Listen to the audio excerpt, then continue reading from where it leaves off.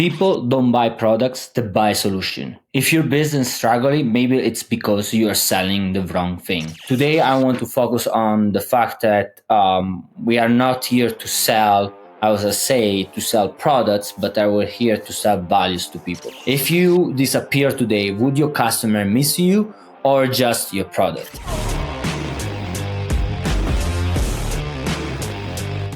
People don't buy products, they buy solution. If your business is struggling, maybe it's because you are selling the wrong thing.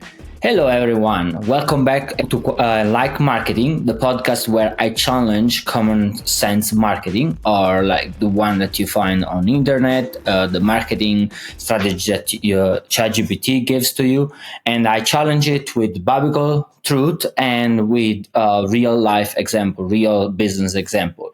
It's not something I made up, but it's something that I have found with year of experience that there is like some type of like common knowledge about marketing, but there are like the real truth, the reason why business become millionaires and billionaires are real difference is because they use like a marketing strategy that it's unlike to anyone else. And that's the reason why I like marketing. Today, I want to focus on the fact that we are not here to sell, as I say, to sell products, but we're here to sell values to people. And we're going to go through different biblical foundation to understand why I'm saying so. Okay, let's start really simple with a Proverbs that maybe you never heard before. Proverbs 11:26. People curse the one who hoards grain, but they pray God's blessing on the one who is willing to sell. What is the key message here? Like, selling is not just about making a transaction, it's about actually meeting a need, being a blessing. Okay, I say that we have to sell value. In this case of the verse, like you're seeing how people there were mad, like they were cursing the person that was trying to take all the grains for himself. And there is actually like even later in the New Testament, there's a story where like the person Jesus say about this person that he had a really great harvest, and then all he did instead of like to use the harvest was just to put it in to build up a bigger place where to save it, where save the harvest, and because then he would just like rest forever and then he died and everything. Yes, a lot of people, they think it's a really sad story why God would do that. Behind the reason about that is the fact that we are not on the world to just like make richness and to keep for ourselves, but we are on the world to create with the richness we get and the blessing that God gives to us is to help other people and to create products that they can help other people. And people, they see that, like if you take all the blessing for yourself, you're going to receive courses. If you're willing to sell, to share the values and everything with the people around you, you're going to be blessed. With that, we can actually jump direct to Luke 6:38, where it says, give and it will be given to you. A good measure, pressed down, shaken together, running over, will be poured into your lap. For with the measure you use, it will be measured to you. And then see if you provide value first, long-term abundance. Why I'm saying that is like he's just saying to give. Like, yes, exactly. Like you give to them what you expect to receive. Like every time you created a product, there is a reason why you created that product. Let's be honest, right? Every time I start with a business, the first things I ask them, like, what is the about your business, why you start your business, what is the story behind it. And many times the story behind why they start the business is the reason why other people are gonna buy the same stuff. It's not gonna be always that, or like it's not gonna be forever the only reason, but that's where you start. I have worked with a company in Canada, right? They sell LED lighting for trucks, cars in general, but the things is this, actually they're really into trucks. And the reason is this, it comes from their story, right? The owner was the first person that he was driving home. He hit directly a moose because he didn't see it. I don't remember 100% or like he was really close, but that accident, because was really, I believe he hit actually. And because of that, he was like, I cannot stop, I cannot keep learning with stock lights. Stock lights are bad. Here in Canada, mostly in winter, it's like snowing, it's windy, you cannot see. I need good lights. And that's where he was like, I need to find lights. And he went like on this process of finding the right lights. And then he ended up be like, no one is selling the right lights. I have to create the right lights. Then he created it. He built a business around it. He was like, I'm gonna sell this because I know that there are other people around here that they need exactly the same thing. But then see, what happened is that once we created what we are doing, we are now being like, oh, we are selling LED lightning that are super good and thing, but we forget the reason why we are doing that. And that's the reason that is actually creating value. It's building value on your product. It's not the product itself that comes with value, but it's the reason behind why you're selling that build the value for on the product. And that's where we are working together, is like to change the wording behind the product, like why we're selling. What we are really selling is not LED, but we are selling a safe solution, like a safety solution for people on the road, that we can make sure we can, if we give our car to our children or to our wife, we can make sure that she can drive safely, she can see in front of her, she has not to go through dangerous solution. And that's what means value. It's all about giving something to a person that you love. And you have to see your clients like people you love to understand that you want to give value, or you're not going to be able to do that. Another example of a Bible verse is Matthew 7:12, right? It's the golden rule. So in everything, to do to others what you would have them to do to you.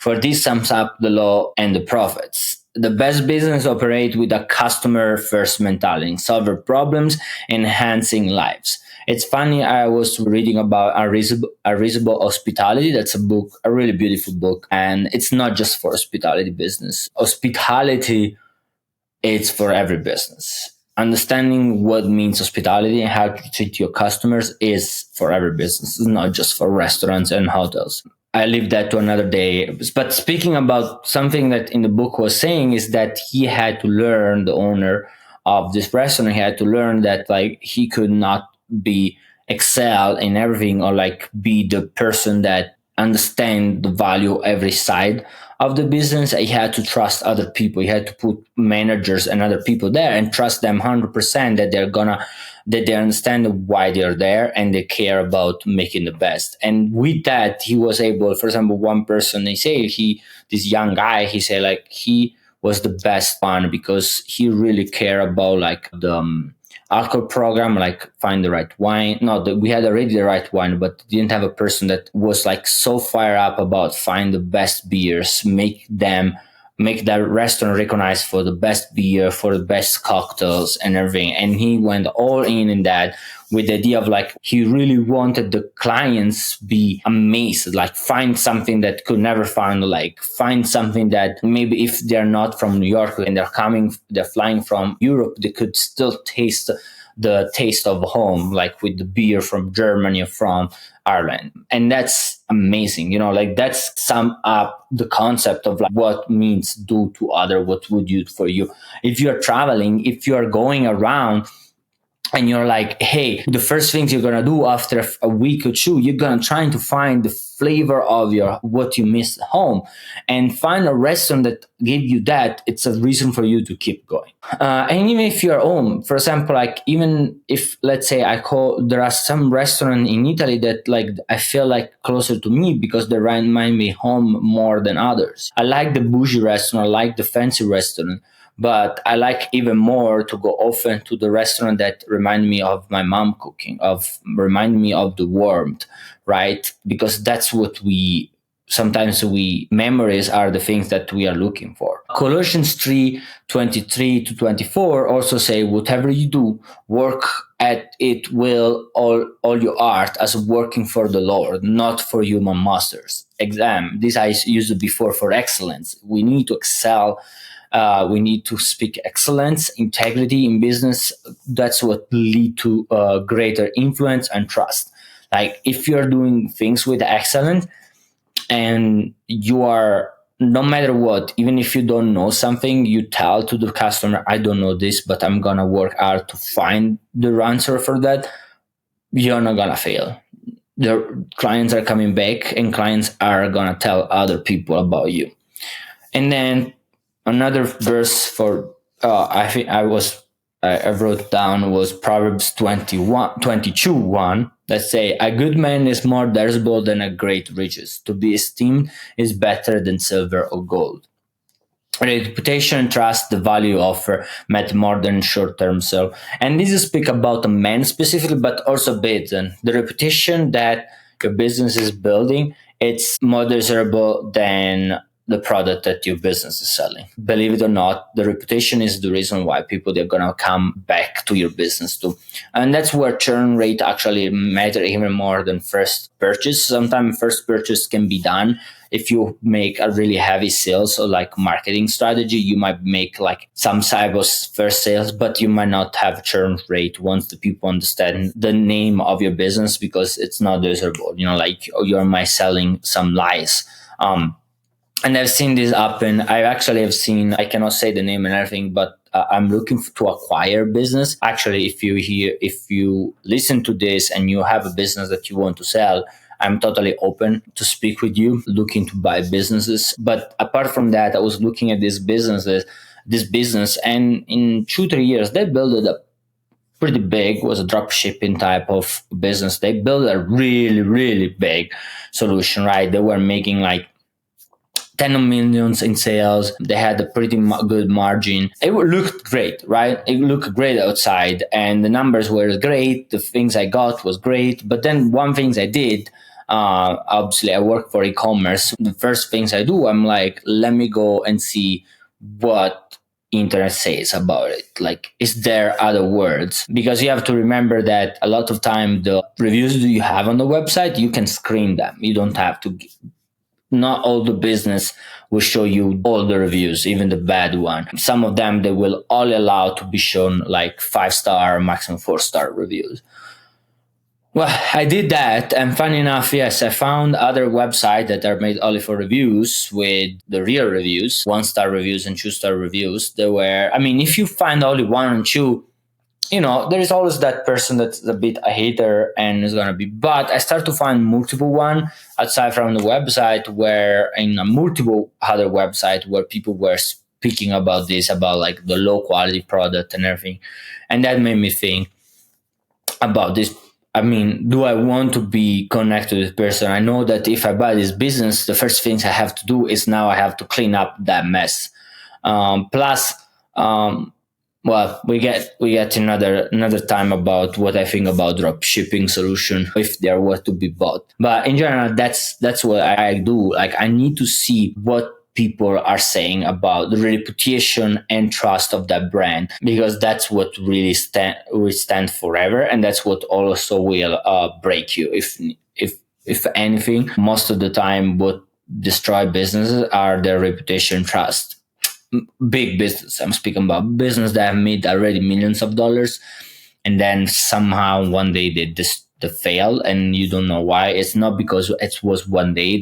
They actually kept building a reputation, trust that was not great, but they were really good at doing sales. To the point they were always getting new clients, but like there is a limited amount of new clients. Mostly, if you sell just in the United States, at one point you're gonna finish the people that they're gonna buy from you, and also the noise that your reputation is gonna make is gonna grow, and yeah, you're gonna die once that explodes. That's why I want people to be really careful. Now I'm gonna do something different this time. I'm gonna do something. What I did, I took some of the bigger brands, and I want to check. I did some check on them to see how they're selling value and not products. I want to start with Apple, right? Apple, it's known to sell innovation, experience, not just phones. It's true that Apple sells an ecosystem and brand experience, not just hardware. Where is the evidence? Their products integrate seamlessly between iPhone, Mac, iPad, iPod, and etc. They all work together.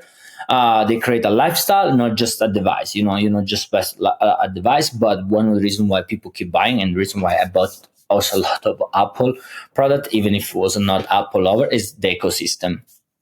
The price is premium isn't just about the specs, but about design, exclusivity, and easy to use. Again, you can buy a much more powerful laptop for a higher price, but some people buy for design. For example, I bought for this ecosystem. Like I really didn't care. The price was to have the ecosystem. And Apple Store emphasized hands-on experience and customer service, making people feel like a part of the community. It's if you think like between all the phone stores. You don't have a Samsung store. Maybe you have in Korea, but not in other part of Europe and things where you can go and you have the high so many people serving you and trying to find a solution for you. I see old people going to the Apple store often just to find a solution on their phone because like maybe the nephew or like their grandchild they don't have time to help them, and but they can always go to Apple store and Apple store is gonna help people there is gonna help them. Conclusion: what we see that Apple sells innovation, simplicity, and exclusivity, not just a gadget, just a phone, right? And that's the reason why they can sell for a higher price.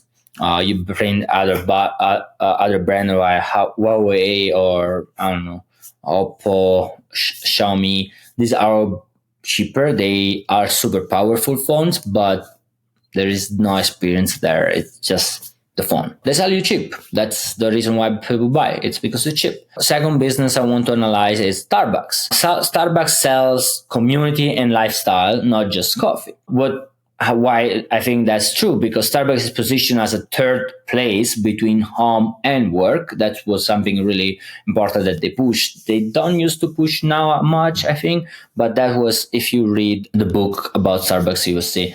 Howard Schultz, that was the former CEO, focused on creating a welcome atmosphere where people could gather, work, and relax, not just buy a coffee. The brand charges a premium because people value the ambience, branding, and personalization. And I saw, for example, like writing the name on the cup. They were doing better in the beginning. Now sometimes the name they don't even think about how it's spelled. They just throw something there.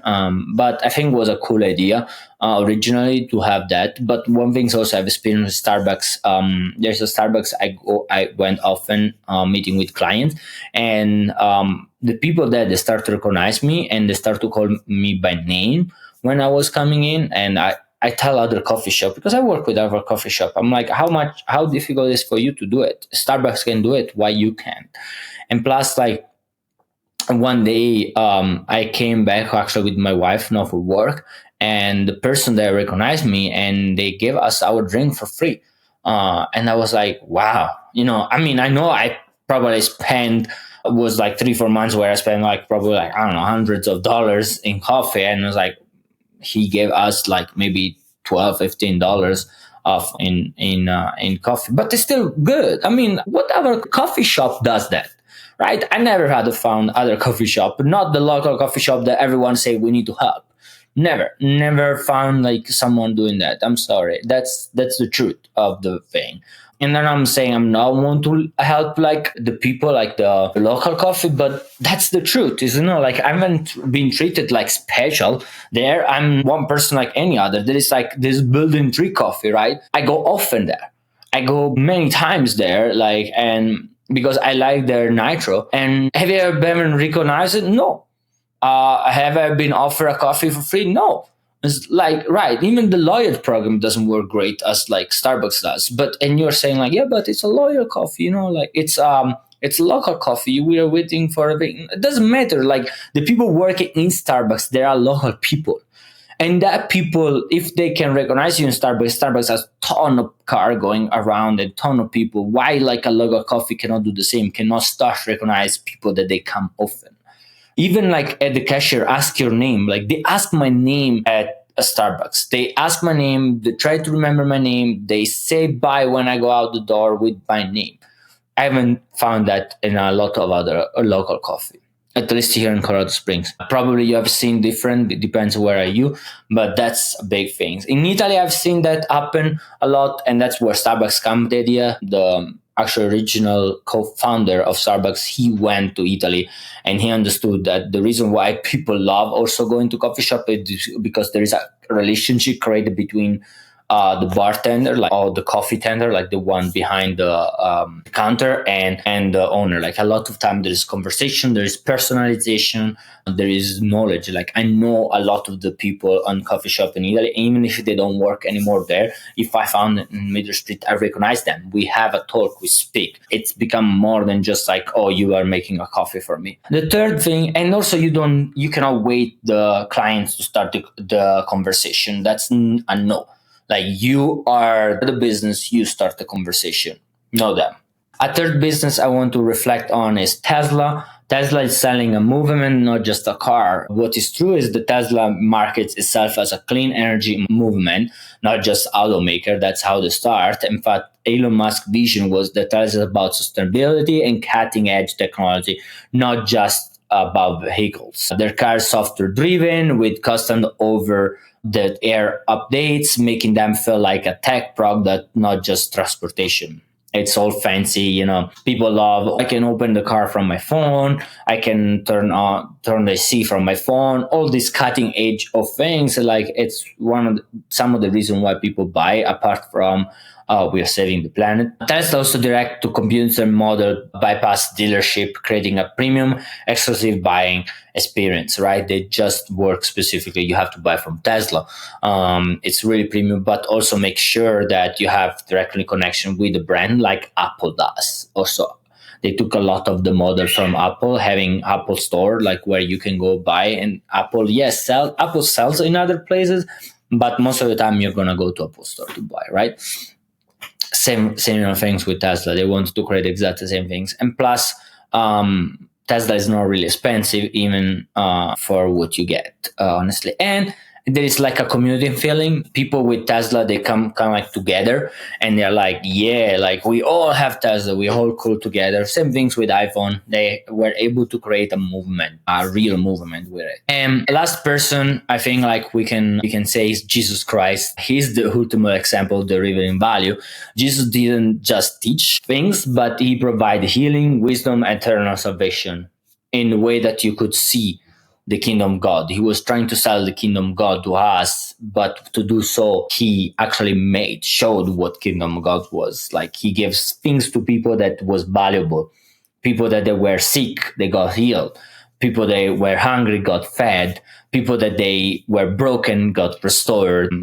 And that's all before to call them to follow him. Something that we do opposite right now in Christianity, we're trying to have people follow us before we can even show who Jesus really is. His parables often related to solving real life problems. For example, the Good Samaritan or the prodigal son. And he gave people hope, transformation, and a new identity, not just spiritual teaching. Another thing that you notice with all of them, they create a movement. They're focused on creating a movement, creating something different, going against the normality. That instead of like business, they're trying to stay on what is normal, what is always seen in marketing, and what like just doing the normal SEO ads and everything are the one that they're gonna just grow, but not make a difference in the world. Not grow like the way these people have grown, like also Nike, for example, like Jesus Christ, Apple, Tesla, Starbucks. These people have got where they got because they created a movement. They were the first thinking that way and the first doing things in a different way. Even if there were already cars, even if there were already phones, all right, even if we already saw other prophets, but these are people that they were already shoes. Nike also, for example, I didn't spoke about that, but Nike is the same thing. It's a movement, right? With the just do it.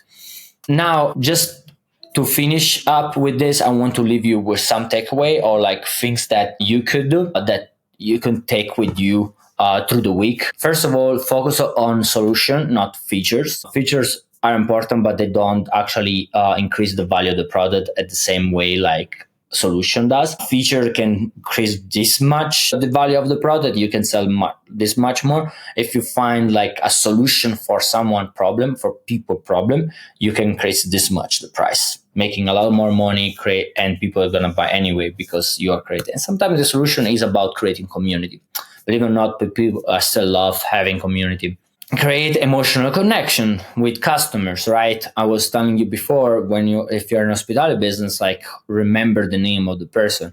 Even if you're not, let's say, in a service, something that I take serious is like trying to remember or writing down all my customer birthdays, and then make sure that I can text them happy birthday to them, even if past customers, if they were good customer and I had great time, I still do that. And I pretty believe that people appreciate that.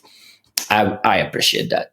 Provide education, service, and trust before asking for a sale. Things often people get amazed by the fact that during our call, I show them step by step of what I will do, and I show them what I've done other clients like them and how to do it. I even go in depth like how could be done, and they love it.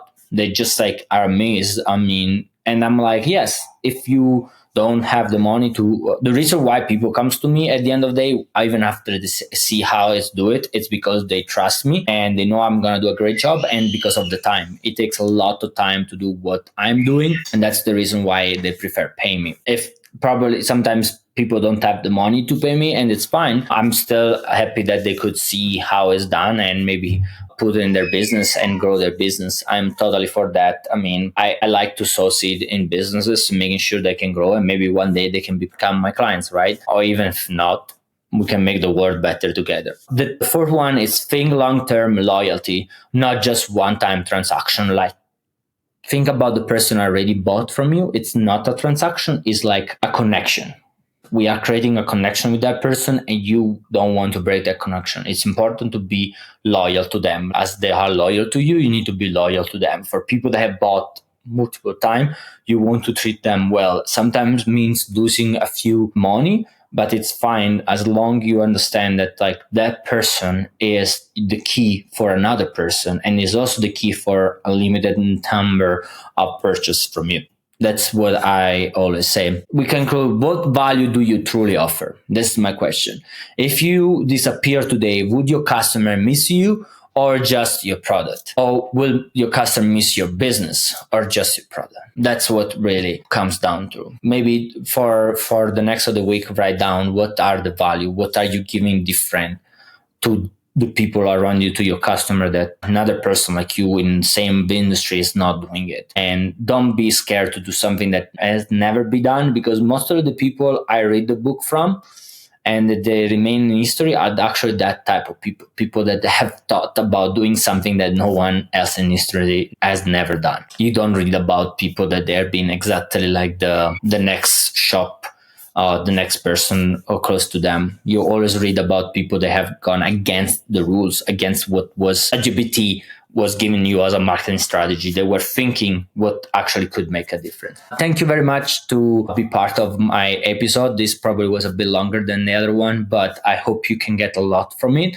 I hope it's going to help you. I believe it. I'm going to speak blessing over your business, over your life. Leave a comment, subscribe to the channel. It's really important to me. I want to make sure that I can see how many people are gaining value from what I say, and let me know if there is anything else you want me to speak about. Have a blessed day.